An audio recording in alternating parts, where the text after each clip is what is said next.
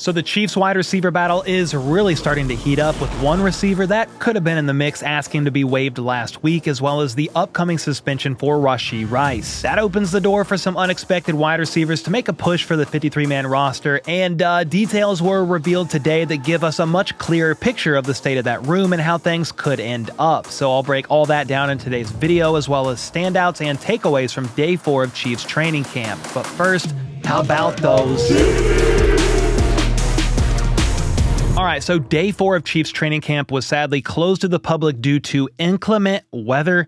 It was an odd one because I think it was due to some flooding in the area and not because of lightning taking place during practice or anything like that. Normally when practice isn't open to the public at camp, it's because thunderstorms are in the area and the team has to actually move inside. Well, today they remained outside on the same practice field, so again, it's a bit odd, but it did rain a ton the night prior, so crowds or not, there are still several interesting takeaways worth talking about from today's practice, particularly with some receivers and cornerbacks that have been working in with the first team offense, and some notable takeaways from Dave Toub's presser, because he always gives away probably more than he should. Before I touch on that though, for the 4th day in a row, attendance has remained the same, with only 3 players not practicing, with those 3 still being on the PUP list, and those are cornerback Kristian Fulton, tight end Trey Watson, and offensive tackle Jawaan Taylor.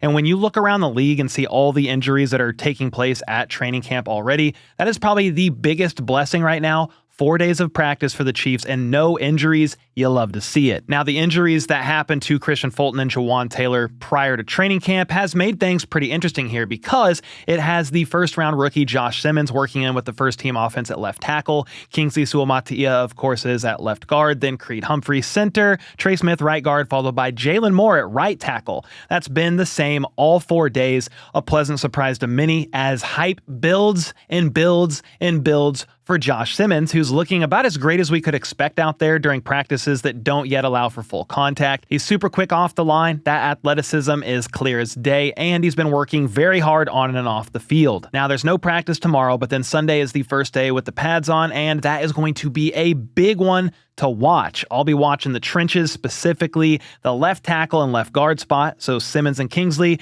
and then Jalen Moore on the right tackle spot as well. How do they handle guys like Chris Jones, Omenihu, Karlaftis, and Mike Dana? Even the second-round rookie, Omar Norman Lott. How do they handle that guy? And he is one to watch on the defensive side of the ball, because he's been getting a lot of work in with the first team, more than really any other rookie, aside from Josh Simmons, of course.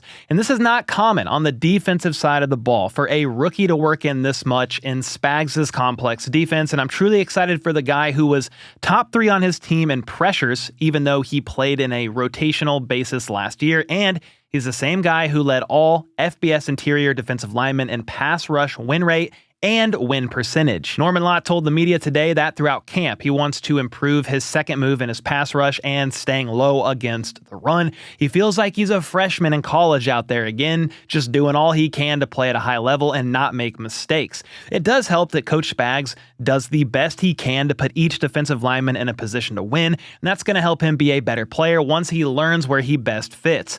This was funny. Omar said that going up against Creed Humphrey is tough because he's a literal brick wall. The reporters in attendance laughed, and he said with a straight face, "I'm not laughing." Apparently, Omar tried to move Creed on a run play and was basically like, yep, that is not happening. Of course, that's only going to make him better when he's got to go up against some of the best offensive linemen in the entire league in both Creed Humphrey and Trey Smith. Speaking of the best, he lines up next to Chris Jones, DT1 in the NFL quite a bit, and Norman Lott said that the CEO of Sack Nation is a great leader that's hard on the rookies and unforgivable at times, but it's only going to make them grow. Linebacker Nick Bolton is another leader on this team, one that is very important to Spags. Unlike the rookies, he knows the system inside and out. I mean, he wears the green dot, so duh. But even with that, his goal is to never get complacent, and he wants to work on bettering himself as an individual on the field. They had a pretty good defense last year, but Bolton believes they have the players, coaches, and personnel to be the #1 defense in the league, and that's his motivation day in and day out during training camp,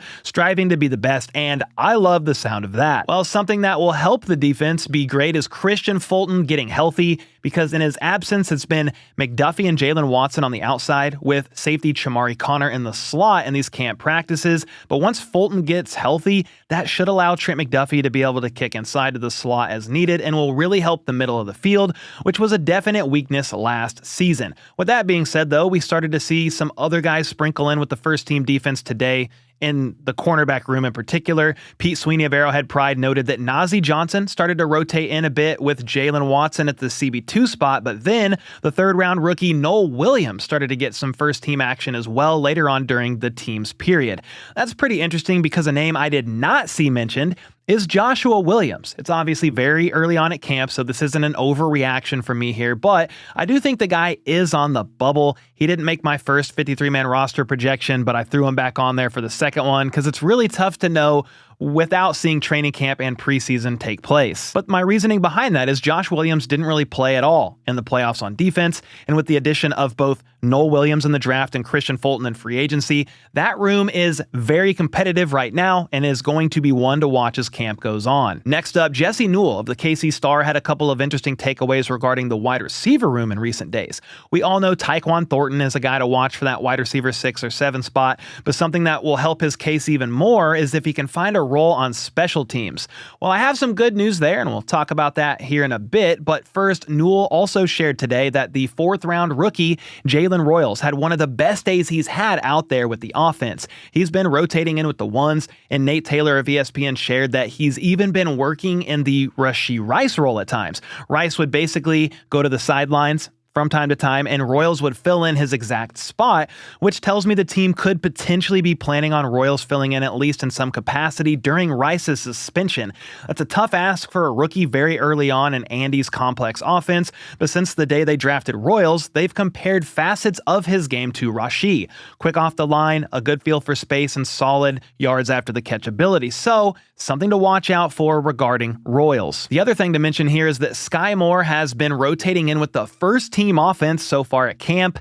What exactly does that mean for him? Probably not much at this point in time because you probably don't even have a prayer of making the 53-man roster if you aren't at least working in a little bit with the first team offense. So no real surprise here. They're going to give Skyy chances. With that being said, though, why do I feel like this guy is going to end up making the roster, even though I don't think he's going to end up making the roster? I know that's confusing, but he's the one player that if he made it, I would say, yeah, that makes sense, I guess. But then at the same time, if he didn't make it, I would still say, yeah, that makes sense, I guess. The coaching staff loves them some Skyy Moore. I will still probably not have him on my upcoming 53-man roster projection, to be clear, but love it or hate it, there is still a path to Skyy Moore making the roster, especially with Rice's suspension incoming and Justin Ross now gone. All right, before we get to some very interesting takeaways from special teams coordinator Dave Toub's presser, who basically confirmed a couple roster locks for us, we saw running back Elijah Mitchell be the second running back to touch the ball in the running back rotation today. It went Isaiah Pacheco, then Elijah Mitchell, and honestly, that is how I think things will probably play out in the running back room this season if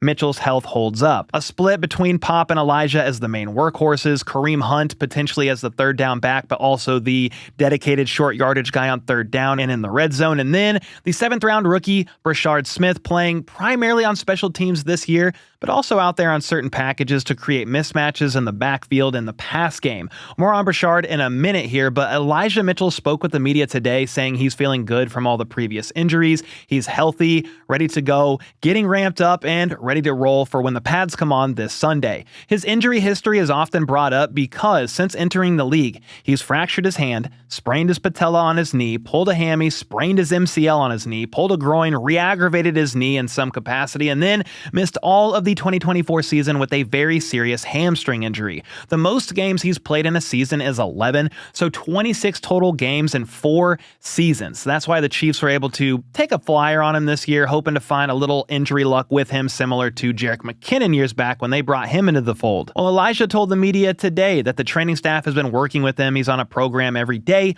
100% healthy, and seemed fired up. He's happy to be here with a winning program like the Chiefs, and now that he's been integrated into the offense, he loves running the ball, yes, but they really want their running backs to be able to catch the ball out of the backfield. Huge in this offense, and thankfully he did the same thing during his time with the 49ers, so he's pretty excited for that. So for Mitchell, it's one day at a time and stack good days, and if his health holds up, I do think he has a pretty good chance at making the roster. Speaking of players making the 53, some of those position battles come down to who Dave Toub wants out there helping on special teams. Well, he spoke to the media today, and when asked about the punt returner battle, he essentially confirmed Nico Remigio will once again be the team's punt returner. It's obviously still very early, but aside from Nico, he is excited about the idea of running back Brashard Smith. He didn't really do it in college, so it's all new for him, but he's a good catcher, and of course he has that sub 4.4 40 speed. Then as a receiver turned running back, he should in theory have the vision to be able to return punts. My thing is, we just need the most reliable guy back there that won't be a net negative. Catch the ball, don't fumble, and that's why I've been pretty steady in my stance on Nico Remigio making the 53-man roster even prior to training camp because of his reliability last season as the team's punt returner, and he got better over time. In case you forgot, in back-to-back weeks during the postseason, Nico had a 63-yard kick return against the Texans and then a 41-yard punt return in the AFC Championship versus the Bills. That is something to build upon for sure, and is a big reason why Dave Toub had some high praise for Nico, saying he just gets better and better every day. He doesn't make mistakes, he'll catch the ball, and is dependable. That's all you can really ask for as the team's punt returner, so lock him in for me right now. He did add that Xavier Worthy is also working in on punt returns, but he isn't sure if Andy will really let him back there catching punts in games, given Rice's situation, aka upcoming suspension. In spite of that, he would still love to have Worthy back there from time to time to use in special situations when they need a little extra juice given his speed. I'm going to be honest, though, I would be very surprised to see Worthy back there at all unless they are down in the playoffs or something crazy like that. He's just too valuable on offense, and with how highly Toub spoke of Nico, he seems like the guy. Lock him into the 53 at this point in time, because before moving off the subject of punt returners, Toub added this about Nico. He is far and above everybody else right now as their punt returner, and I think that's all we really need to know about that. And then Toub shouted out another receiver, and I think his odds of making the roster just went up even more now because of it. But first, there is a bit of an underrated punter battle going on as well between Matt Araiza and the newly added UDFA Eddie Chaplitsky. Araiza struggled last season landing punts inside the 20, especially the back half of the season. There were so many touchbacks, so again, I do like the idea of competition in that punter room. With that being said, though, Toub said he would give the edge to Araiza right now based on their first week. He thinks Eddie was a bit nervous with this being his first training camp and added that he should settle in even more next week. They are both quality punters, though, NFL caliber punters is what he said exactly, and Toub added that Araiza is also still improving. It's going to be an interesting thing to watch, and whoever wins that battle, by the way, will also be the backup kicker. In years prior, the emergency kicker was safety Justin Reed, but he has now moved on to be with the New Orleans Saints. Anyway, Toub then mentioned that the new kickoff rule has touchbacks resulting in the ball being placed at the 35 rather than the 30 like last year, and that means a lot more kick returns are going to happen this season as teams aim to hit the ball inside the landing zone. Nico Remigio and running back Brashard Smith were the first initial kick returners at practice yesterday, but Tyquan Thornton also worked pretty quickly into that mix. And if Thornton impresses enough back there on kicks, as well as keep stacking solid days at practices on offense like he already has, that combined with Dave Toub saying he's kind of an exciting guy, I can't wait to see him in games, adds a bit more to his value when you consider this. Toub shared that Thornton is a guy they are looking to use as a gunner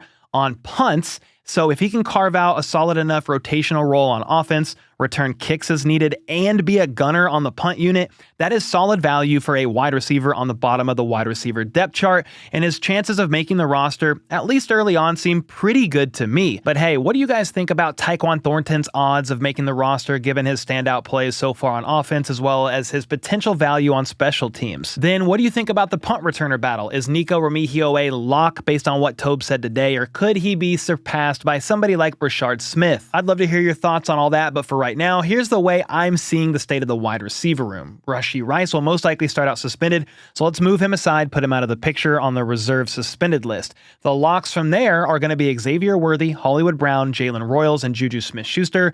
The perceived to be lock as the punt returner will be Nico Remigio as wide receiver 5 or wide receiver 6, and then Tyquan Thornton is going to be the next guy on my list as the rotational guy to use on offense with his speed, as well as a kick returner option and gunner with the punt team. But hey, let me know if you agree or disagree with that in the comments down below. And until next time, let's go. Let's freaking go. How about those?